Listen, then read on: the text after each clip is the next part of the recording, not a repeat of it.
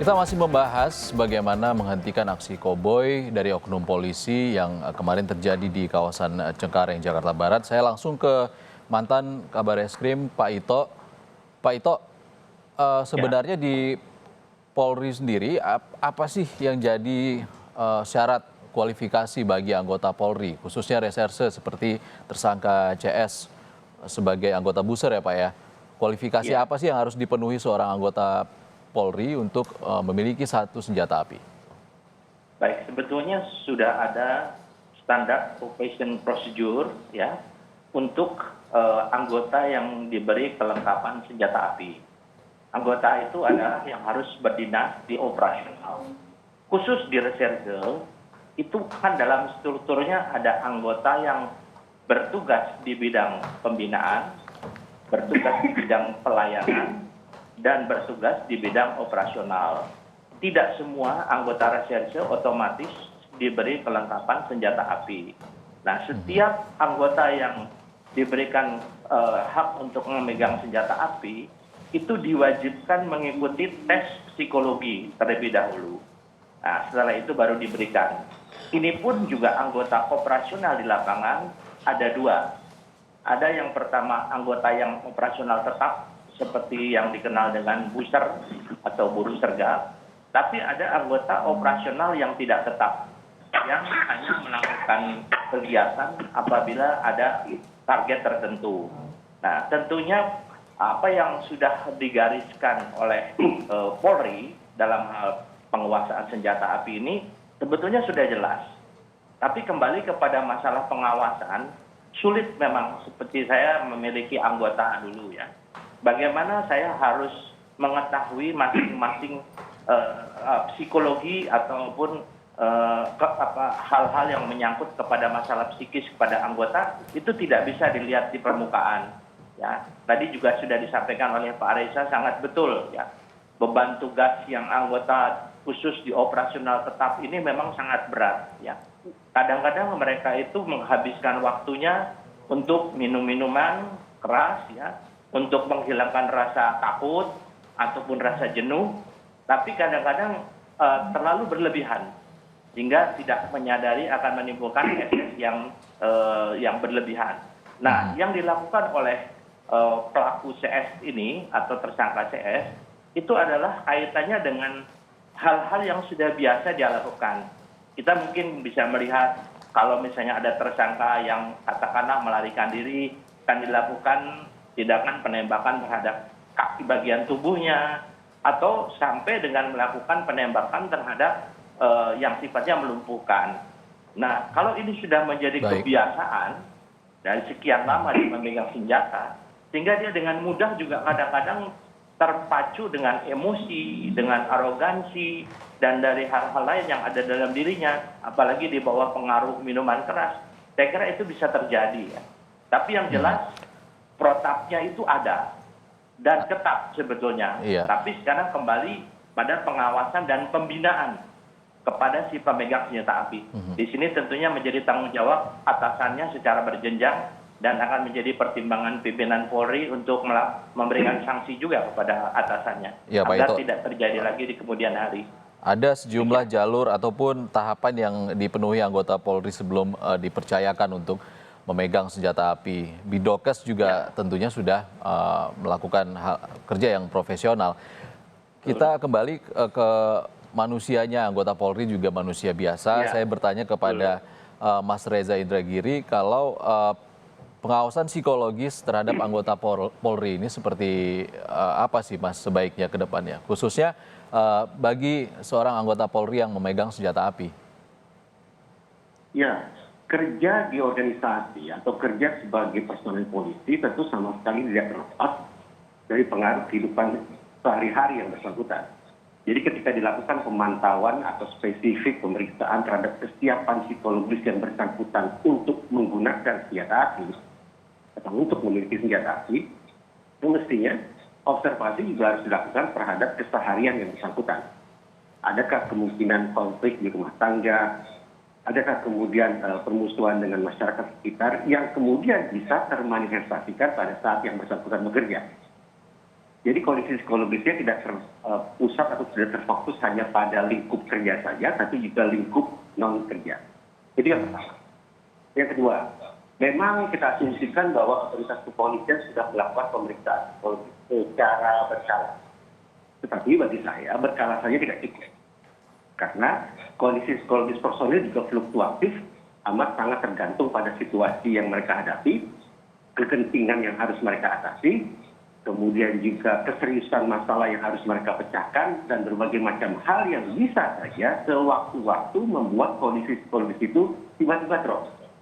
Dengan demikian, pemeriksaan sekaligus pemeliharaan kondisi psikologis harus diprioritaskan dan harus lebih diintensifkan kepada para personil yang memang berhadapan dengan situasi-situasi kegentingan ekstra. Semakin genting situasinya, maka pemantauan dan pemeriksaan psikologisnya juga harus semakin sering pula. Baik, pengawasan psikologis tadi tentunya juga dilakukan oleh institusi Polri sendiri. Saya kembali ke Bu Pungki. Bu Pungki, bagaimana pengawasan psikologis terhadap anggota Polri, khususnya yang memiliki senjata api? Apakah pengawasan ini perlu, Bu? Oh iya, ini sangat perlu ya. Kalau untuk senjata api yang saya ketahui, tiap 6 bulan sekali mereka melakukan review. Nah, termasuk juga terkait dengan tes urin, tes untuk mengetahui narkoba gitu ya, atau tidak gitu. Atau mengetahui yang bersangkutan miras atau tidak gitu. Nah, itu dilakukan pemeriksaan setiap 6 bulan. Nah, tapi yang lebih penting adalah sebetulnya pengawasan yang melekat kepada anggota yang membawa senjata api.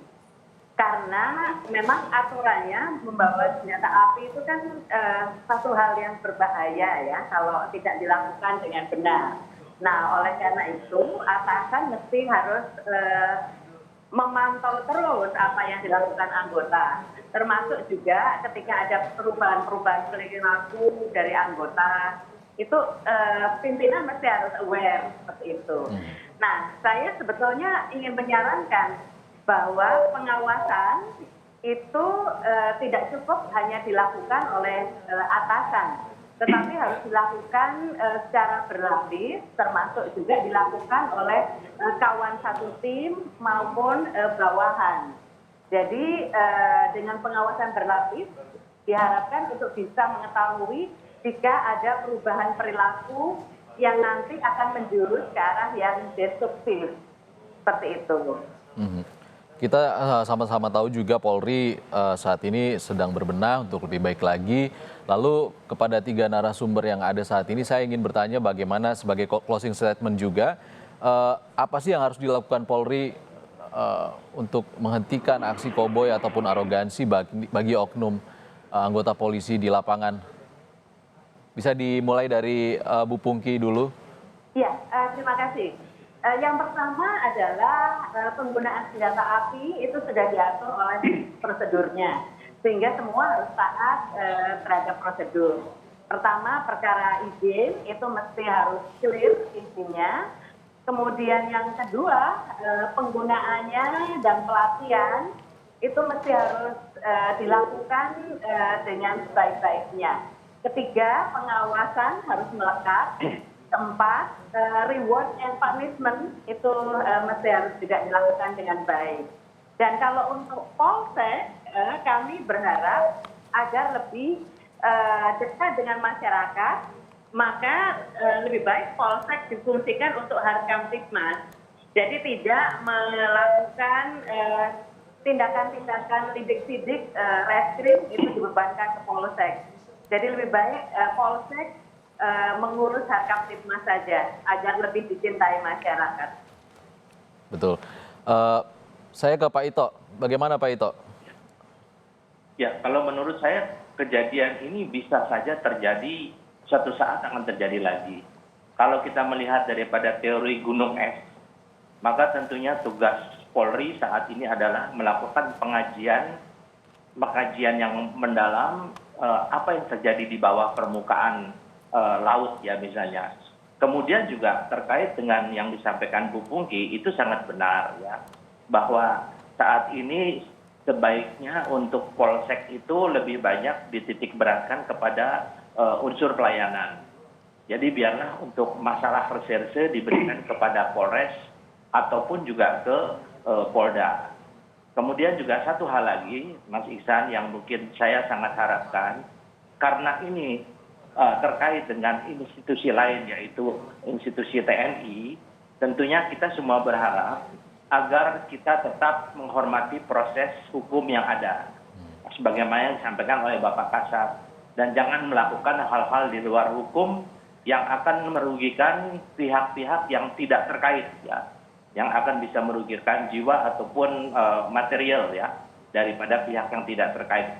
Kita sangat menyesalkan, dan kembali kepada masalah psikologi, ini penting sekali dilakukan secara cermat dengan menggunakan referensi apa yang sudah terjadi, dan tentunya kita juga minta kepada ahli-ahli psikologi seperti Pak Reza dan lain-lain yang bisa memberikan masukan yang secara akademis maupun juga memberi masukan yang sangat berharga bagi Dinas Psikologi Polri.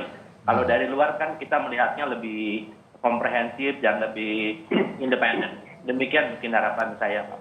Baik, Mas Reza, seperti apa, Mas? Aksi konvoy aparat ini sudah kita bahas tentang apa yang harus kita lakukan terhadap si oknum personel tersebut. Tapi yang barangkali luput dari pembicaraan kita adalah sejak berapa lama yang bersangkutan sudah mulai mengkonsumsi minuman keras atau menyalahgunakan narkoba.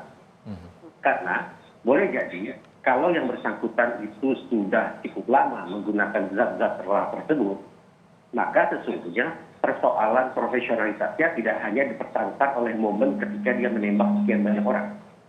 Patut dicek, patut dievaluasi, patut diaudit kerja-kerja penegakan hukum yang bersangkutan. Adakah kasus-kasus yang ditangani secara menyimpang? Periksa disposisinya, cek ulang instruksinya, periksa perjalanan dinasnya, dan segala macam hal yang mengindikasikan ada tidaknya kemungkinan penyimpangan pada saat yang bersangkutan melayani masyarakat, pada saat yang bersangkutan buka kasus, pada saat yang bersangkutan melakukan tugas-tugas penegakan hukum. Jadi kita bentangkan perhatian kita tidak hanya spesifik pada kasus penembakan saja, tapi juga pada kasus-kasus lainnya yang barangkali sedang yang bersangkutan tangani. Baik, ini merupakan satu PR yang cukup besar juga untuk Kapolri yang baru. Bagaimana memperhatikan anggotanya hingga ke tingkat polsek, khususnya ini masalah yang sangat penting, psikologis dari sumber daya manusia Polri itu sendiri, ya Pak. Dan juga proses hukum tentunya kita harus menunggu bagaimana proses hukum nantinya membuktikan bagaimana kasus ini ke depannya. Terima kasih 3 narasumber di Sapa Indonesia Akhir Pekan. Tadi sebelumnya ada Ibu Pungki Indarti, anggota sekaligus juru bicara Kompolnas, juga ada Pak Ito Sumardi, mantan Kabar Eskrim, dan juga ada Mas Reza Indragiri, psikolog forensik. Terima kasih Bapak Ibu.